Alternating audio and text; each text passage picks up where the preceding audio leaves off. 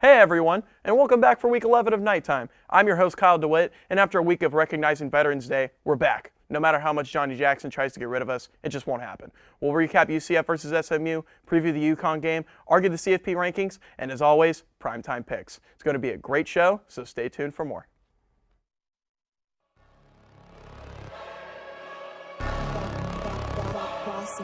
Things gon' change when I really hit the field. Undefeated champs, man, you know what's the deal.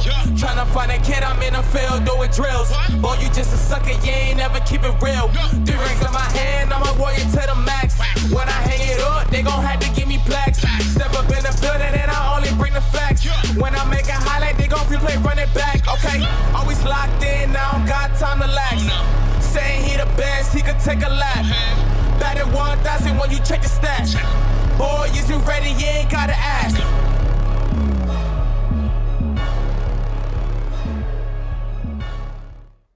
Hey everyone, welcome back to Nighttime. I have my special guest host, Camden Mowery, this week, since Taylor Anderson's not in the studio. So Camden, how we doing today, man? I mean, I know that you're just a regular at this point. So I might as well just call you a host, not even a guest host. Nah, call me what you want. I love being on here. You guys keep letting me on. I love the opportunity. It's fun to get on here and talk some sports with you guys, especially when we're going to argue, which we are going to do today. Yeah, we're definitely going to argue today, but we have a sad first segment because UCF versus SMU happened last Saturday, and SMU absolutely stomped UCF. 55-28. I mean, Camden, if you want to give a quick recap of the game from your mind, go right on ahead, because I'll probably start yelling inside the camera if I do. Well, I'll tell you, watching the film of this game, it was kind of sad because UCF jumped out to a 7-0 lead. They had a great interception from Tatum Bethune, who may or may not be one of our defensive players of the week. And then they went up 14-7, but then SMU controlled the game. They ran the ball for over 240 yards, and they averaged 6.7 yards per carry on the ground. I'm sorry, UCF, that was a disappointing performance. Yeah, it was a very disappointing performance. My biggest stat of the game is that SMU ended up going 13 of 20 on third down. There was just so many times that UCF had SMU in a 3rd and 11, like 3rd and long situations, even past the original line of scrimmage mark for 10 yards. And we just couldn't get a stop. Tanner Mordecai was all over the field, making passes, play after play, even making plays with his legs, and UCF just had no way to stop him.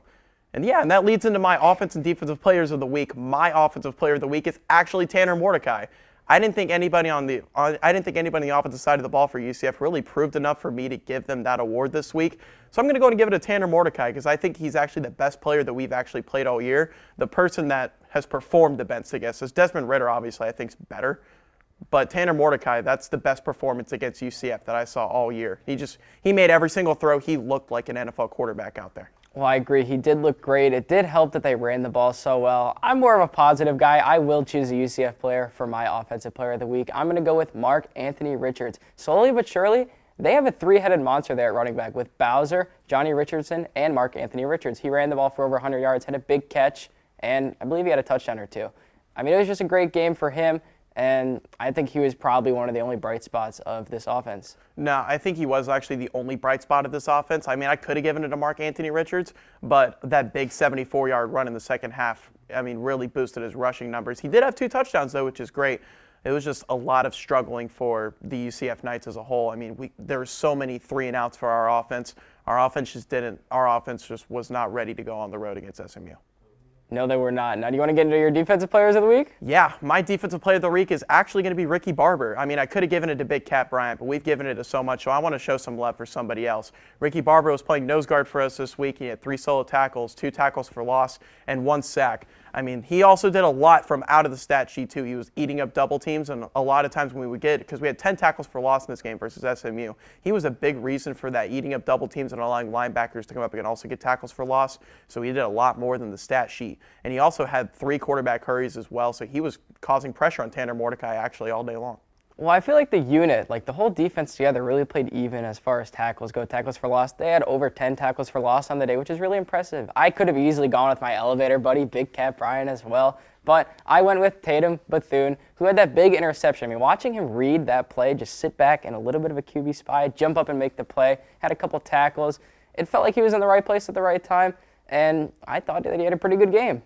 Yeah, no, Tatum Bethune did have a really good game. I think that he's actually established himself as probably our best defensive back, maybe even our best defensive player at UCF. So I think he's only a junior, so he's still going to be able to come back next year and have a really great college career here at UCF. Yes, he will. And I feel like, I want to say this, Big Cat Bryant could be a player in the NFL. I really do think he's going to be playing on Sundays. I mean, he's getting so much better as the year goes on. No, he's been getting a lot better. I think he still needs to work on the penalty issues a little bit because he has the most penalties called him against our defense all year long. But I think our defense actually played really good on Saturday. It's just the fact that they were on the field the whole game. SMU ran over 80 plays on offense and had over 500 yards of offense. The secondary is still struggling a little bit, but that's because Tanner Mordecai might be the best passing quarterback in the AAC. He may as well be. As you said, they had a lot of short fields. I mean, they just gave Tanner Mordecai easy lanes to just throw. I mean, everything came easy. But let's get into that UConn game. Let's hear your thoughts about the game against UConn this week. Yeah, UConn fans, sickos. That's all I have to say about UConn. They're 1-9 on the season. They're really struggling, only scoring 15.3 points a game, and they're allowing 32 points a game. So they're allowing double the amount of points that they're scoring. There's a reason why they're 1-9. They don't have a lot of talent on that football team. I think they're really only caring about their women's college basketball program at this point. I mean, they are pretty good, and I've been talking about this all week long. They had that great kickoff return against Clemson, and a little part of me went, that's all you care about. That's the best play they've had all season, and they didn't even score. Best play all season. They didn't even score on the play. Now, a couple players on this UConn roster is okay. I can't name any of them personally, but their starting receiver has no touchdowns, much like the rest of the team. I really don't think this game is going to be close. Yeah, I mean, we'll give more on the primetime picks later on, but UCF should win this game easily at home. But that's enough time we have for our segment. Sorry for the short UCF segment today, but we're going to have a very special guest on for segment 2, so stay tuned. It keeps coming back. We're going to need to no way. Welcome to the HTF Hot Wings Challenge. One of you guys actually do hot sauce like regularly? No. No. It's like the least black thing I do. Oh, wow, okay. I say Johnny goes first on this one. I agree. Now the Buccaneers are going to play the Washington football team. That can't happen. It'll happen. I'm terrified. No, I really hate it. No. Yes. No. Yes. No. Yes. No. You're wrong. If it wasn't for Kanye jumping up on stage and doing that, I'm going to let you finish, but no one would know Taylor Swift. Nitros, dump truck. And if you don't know what I'm talking about, Why is Nitro thick? I don't know how many squats I need to do to get up like something like that, but I will do it. Oh! Oh my God! Baseball, obvious reasons. Babe Ruth, if you want to go currently. I feel like that's just like a thing. he jumped off the wall to catch the home run. We made it through all the way to the end. Thank you for joining us. I'm never doing this again. It was rough. Hey everyone, welcome back to Nighttime. A very special guest for the show today. I have the main show host, but more importantly, the mayor of El Paso picks up. Alex Funderburke is on the show today. Finally, Alex, how are we doing? I'm back.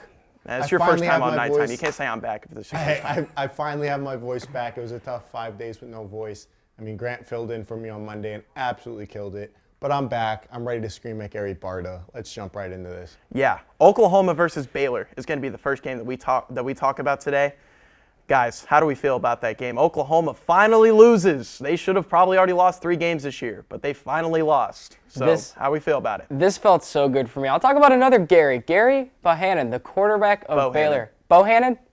Yes. Bohannon, thank you. He played great, over 100 rushing yards, 2 touchdowns. I'll say this, though. Caleb Williams, when he got his hand stepped on, did not look the same after. I know they called it that he got benched for Rattler, but I just think he wasn't the same when he was throwing the ball. Rattler came in, stunk up a storm. I mean, that's just what we expected from Spencer Rattler. And Caleb Williams just did not play great. Good for Baylor. I didn't know they already had that second loss, so they're out of the picture. But at least Oklahoma's gone now. Yeah, man, I'm so sad that Baylor had to lose to TCU. It's just so sad because Baylor would be in playoff contention right now. You're absolutely right, Camden. But Alex, how are we feeling about the game? How do you feel about Gary Bohannon? Hey, Gary Bohannon, man, he's the truth. And Kyle, I want to give me and you some credit real quick. Yes, thank you. I want my credit. All season long, we have said, when is Oklahoma going to lose? And we have both said, Baylor. In Waco. in Waco. They're going to lose to Baylor. Gary and how Bohannon's about gonna Baylor? dominate, and they're going to win. What happened? Baylor being jerks. I loved it. They kicked a field goal when they were already up by 10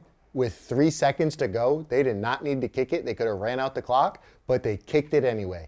Shout out to you, Baylor. It's not always good to be a good sport. Sometimes you need to rub a win in someone's face, and you make a statement win like that over Oklahoma, and at the start of the season, the #1 draft pick, the lock for the Heisman, Spencer Rattler, who I have always said is hot garbage. Me too. And now the rest of the country sees it. Thank you, Baylor, for running up the score on Oklahoma. Yeah, they even brought in Spencer Rattler in the second half whenever Caleb Williams got hurt. And what yet his again, first drive, he 3-0. was hot garbage. Awful. Spencer Rattler, 4 of 6 for 32 yards and had a 10 QBR. Oh, man. Spencer fact, Rattler, I you- think he needs a new change you- of scenery. you can- I don't think that he's actually that bad. I just don't think that Oklahoma's the system that's going to fit him right in order for him to Look, succeed. you can have a higher QBR just spiking the ball every play. Hey, that's a Camden stat right That is there. my stat right there. So, Spencer Rattler, what's up, That's bro? how I know Alex Funderburke watches Nighttime. Like, Oh, man. come on, dog. And the other thing, like, Spencer Rattler is going to look fire in a Bowling Green jersey, bro. We're going to be watching him Tuesday night MAKEN next year. I cannot wait. He's going to follow Daryl Mack's shoes and go to Old Dominion. Hey, Hey, I'm fine with that, though. Hey, Fine that'd with be that. cool. They got cool uniforms. Last thing about the Oklahoma-Baylor game I want to talk about, Abram Smith. I think he's actually underrated as a Big 12 running back. I think he might actually be a top 2, maybe even the best running back in the Big 12. He's a converted linebacker playing running back, and he's getting runs like it. almost over 100 yards a game. Maybe he doesn't compete with Bijan Johnson a little bit from Texas, because, especially in the passing game because he doesn't catch that many passes. But as a runner, he might be the best runner in the Big 12. Agree. Like you said, he's a converted linebacker, and he runs like one. I do not want to step in front of that man while he is running. Yeah, for sure. Next game we're going to talk about Wake Forest versus NC State. Offensive shootout, but Wake Forest went on the road after a tough loss to UNC and got a huge win versus North Carolina State, another ranked opponent that Wake Forest is now defeated. Sam Hartman played a great game, 45-42. How do we feel about it? All right, the score was 48-45. I'll correct you on that. And it is Bijan Robinson, since we're going to correct names today, Kyle. But Sam Hartman did look pretty good today, or a couple days ago, I'll tell you that. But I think this established that Wake Forest was not really a top 4 team. They barely beat NC State, which Clemson couldn't even do, which they played this week. I think that Sam Hartman established himself as a top 5 quarterback in next year's draft. And I'm rolling with Wake Forest. Good for them. They're having one of their best seasons that they've ever had. So just good for them. I think they exceeded expectations. Hey, Kyle, I got a stat for you. Okay. Do you want to make Camden mad? Oh, yes, no. let's go for it. Wake Forest now has more wins over currently ranked teams than Ohio State. Why is that even necessary right now, okay? Why is that a necessary Hey, stat? I am so down for Ohio State slander, but they are sitting at number 4 in the country. shouldn't They've done be. their part. They've done their part. They have a big test this weekend. They're gonna lose. But more about the Wake Forest NC State game. It was just so much offense.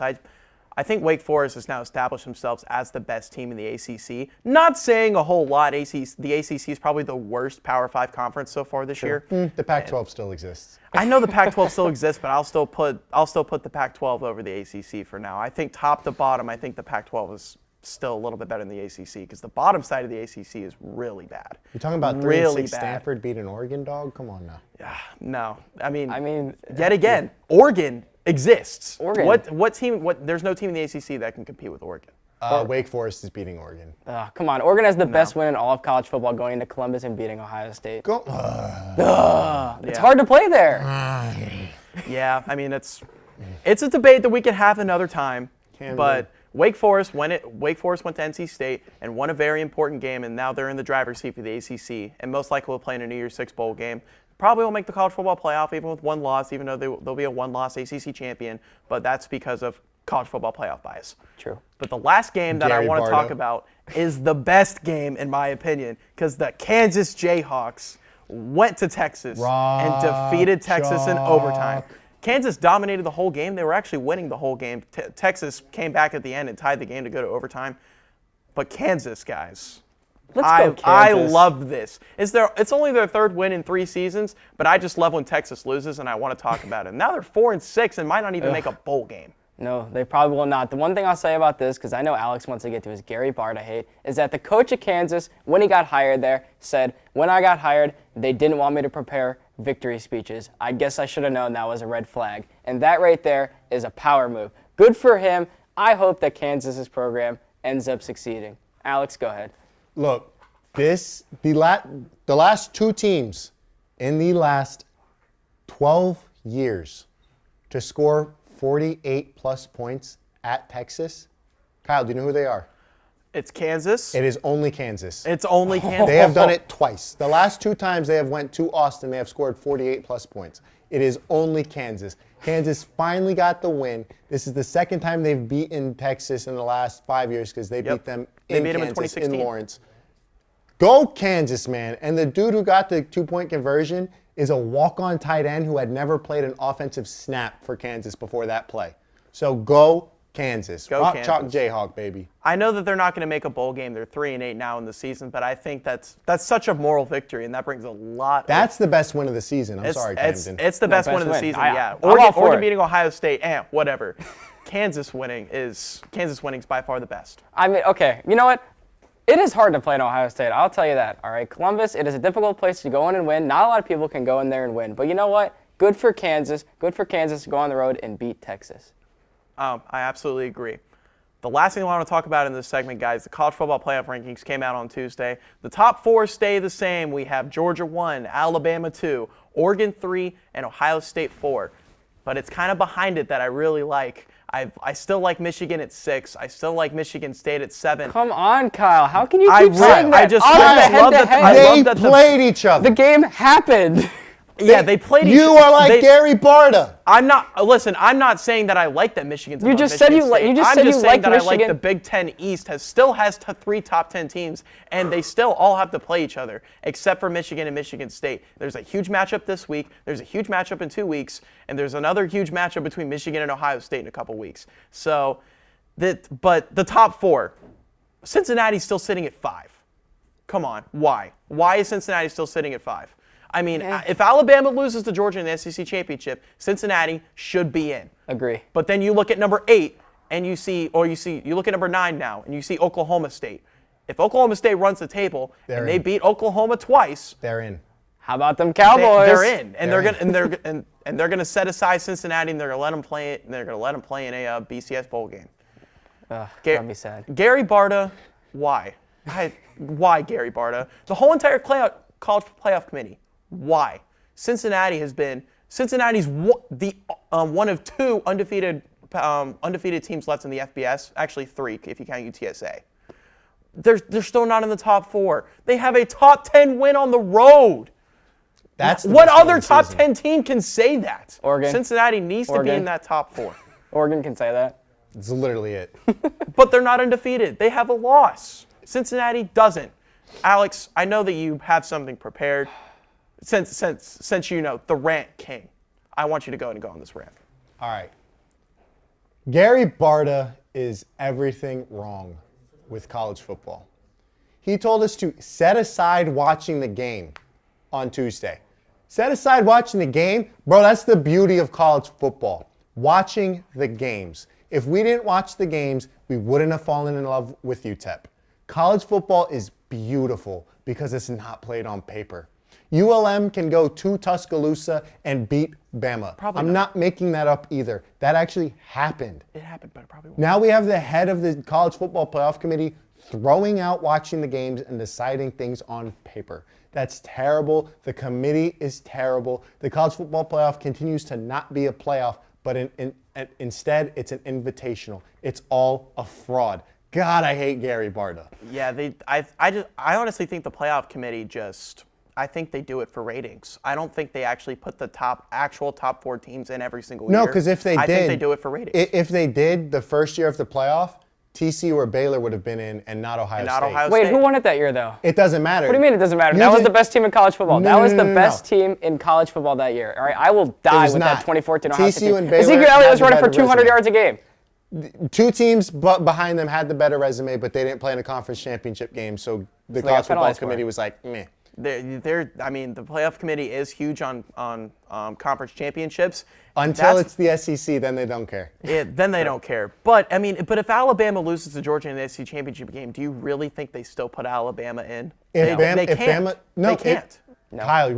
Kyle, If Bama loses a close game, They can. they're putting them in. No, I disagree. And they'll just put them at 3 and let Yeah. No way. and then just let Ohio State play Georgia. No way. Cameron, Camden, it should not be, But it could. but it will be. I don't think We so. saw the Alabama team that didn't even win the SEC West went to the playoff.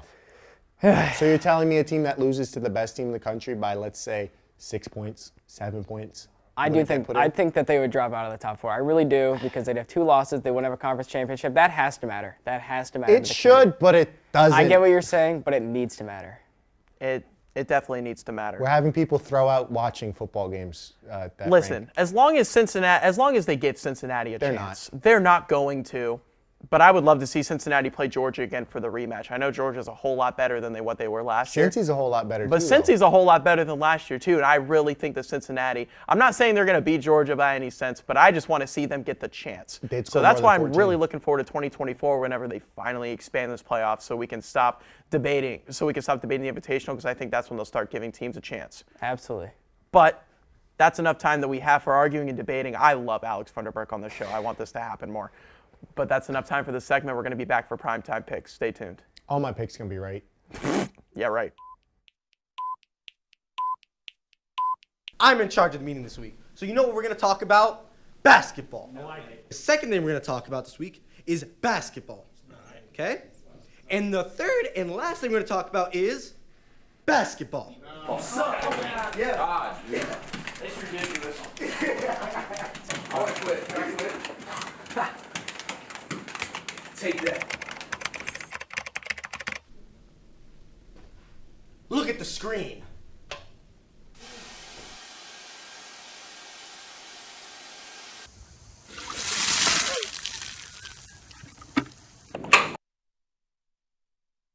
What are we talking about this week?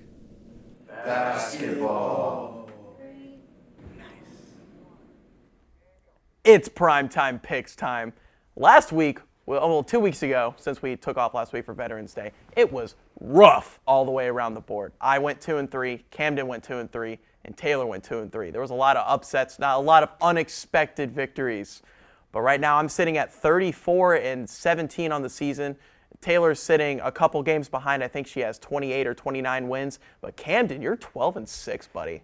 You know, You're 12-6. Before last That's week, pretty rough. I mean, it's still really good, but if you pick 5 games a week, that is rough, my guy. That's kind of rough. when I was 10-3 or whatever I was, I felt a lot happier. But after this last 2 weeks, with the games like Fresno State and San Diego State, those games where not a lot of people know a lot about these teams. I do. I could have told you to pick the right pick, but I think you had the wrong game that week, by the way. Look. I think you picked wrong that week. No, I picked that game right because I picked that game on my ESPN Pick'em, and I'm the one who. Okay, published the Alex, group no of one 5. cares about your ESPN pick'ems because we actually have to pick our own games, and you finally get your chance to prove your worth. Yes, sir. All right? So the I first mean, we're not picking any group of 5 games, so that's kind the of first unfair game, to me, but the first game that we're going to pick is going to be Michigan State, Ohio State. It's the noon game, huge big-time game on Fox, big top 10 matchup. It could decide the Big Ten East. So who are we picking, guys? Let's argue. Go ahead, Alex. All right. Kenneth Walker becomes the Heisman Trophy winner after this game. And Camden, I got a question for you. Do you know what happened the last time these two teams played as top 10 opponents? Some kicker on Michigan State knocked in a field goal and did one of the 4 worst memories of my life as an Ohio State fan. That is what happened, but that was 6 years ago. Yeah, Why don't but we go Michigan into the State last won, 6 yeah? years? Michigan State won. Y'all Michigan really like State to won. argue about stuff that happened 6 years But ago. look, we're going to have a repeat of history. He's just trying to hurt my feelings. Michigan State is going to win 28-24, and we can finally stop overhyping Ohio State. If you really think that Ohio State's only going to put up 24 points in this game when Michigan State has the statistically worst pass defense in the country, you're ridiculous. Watch. Kenneth Walker III is still going to have 150 yards He's and gonna- 3 touchdowns, but Ohio State is just going to end up outscoring them. I But look, that's the hate to thing. do it. Dog, I hate to Kenneth do it, Walker is but gonna keep Ohio them State off is the going to end up field. winning this game 31-21. Absolutely, guys. It is going to happen. Ohio State's going to crush them. Garrett Wilson is back. He looked great last week. Ohio State's going to win this game 34-20. All right, Look. on to the next game, Alex, because we Clip have to 'em. move on. Okay. Clip the next, these Let's two go, on for let's the go ahead Bad and Takes clip it. Keep commercial. the receipts. Keep the receipts. Keep it. Keep Kyle, what's our next game? Yeah, our next game is going to end up being Wake Forest and Clemson. I know it's not a ranked matchup, but Clemson is now finally starting They started picking up steam the past couple of weeks. They're Against 7 UConn. and 3. They played They're UConn not ranked, last but week. they're 7 and 3 in Wake Forest. It's a played tough UConn. environment to go to play at Clemson. So go ahead, Alex. I'll let you go first this time. Okay. For some reason, Clemson are 4-point favorites. Some reason. That's not happening. Sam Hartman, he's going to vault himself into New York in this game.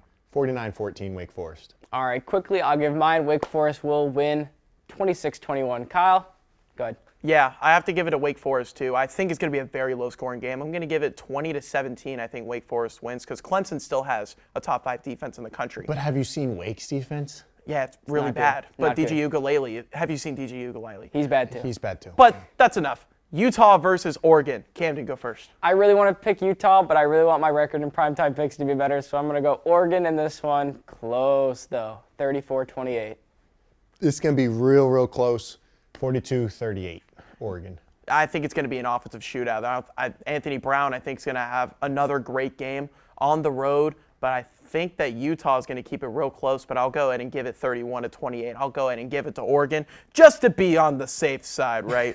Just to be on the safe I side. think I have one more. It's Oklahoma and Iowa State Yes, is one Oklahoma, of them. Iowa State. Camden, go ahead and go first. I can't take Iowa State. I got to go Oklahoma in this one. 30-23. I think on the paper I picked Oklahoma, but I'm going to be different. I'm going to go Iowa State winning 24-21. Wow, okay. Yeah. You know what? I pick safe picks all day. I'm going to go ahead and pick a fan favorite. I'm picking Iowa State. I think Oklahoma Go after this Cyclones, loss. baby. Oklahoma after this loss is gonna fall down to earth, and I think Iowa State plays to their competition. We've seen it all season long. They'll lose to unranked opponents and they'll beat ranked opponents. I don't understand Iowa State. They should be a really good school, but Brock Purdy is going to put on an absolute amazing performance against a terrible Oklahoma defense. I'll give it to Iowa State 35-31. And our last game is going to be UCF versus UConn. Are you sure you don't want to pick Alex? I cannot pick no. Yeah, All no, right. Alex cannot pick since he works for UCF Athletics. Oh, gotcha, So gotcha. Go ahead and put it on the 2-box screen since we don't want to see Alex Funderburke's face while we're picking this game. Bye, guys. All right, I'm going to take UCF. The backups are going to score more than the starters of UConn in this one. I think it's going to be something like 52-10 UCF. Ooh, 52-10. I think UConn might actually put up some points in this game. I mean, I'll give them 21 points. I'll go ahead and give the win to UCF, though, 49-21. All right, So nice. I really appreciate Alex coming on the show today. Camden Mowery, as always, assistant producer of KnightTime and honestly, host of KnightTime at this point because it seems like he's on every single week. We'll be back next week for a great show. Thank you guys for tuning in, and hey, go UCF Knights. Go Charge On.